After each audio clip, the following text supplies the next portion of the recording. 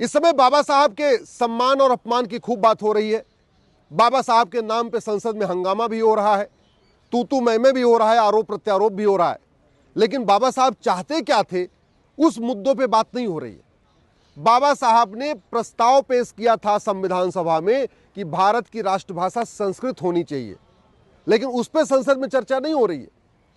बाबा साहब जब मजहब के आधार पर विभाजन हो गया तो उन्होंने कहा कि अब मजहब के आधार पर कोई नियम कानून नहीं होगा, मजहब के आधार पर कोई बोर्ड और ट्रिब्यूनल नहीं होगा, मजहब के आधार पर कोई आयोग और मंत्रालय नहीं होगा, मजहब के आधार पर कोई योजना नहीं होगी, मजहब के आधार पर स्कूल कॉलेज नहीं होगा।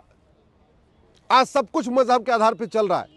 अब बाबा साहब की बात हो रही है, लेकिन बाबा साहब क्या चाहते थे उसकी बात नहीं हो रही है। बाबा साहब का यह कहना था कि सबको समान अवसर तब मिलेगा जब सबके लिए एक समान शिक्षा होगी। आज 65 एजुकेशन बोर्ड चल रहे, सीबीएसई अलग पढ़ा रहा है,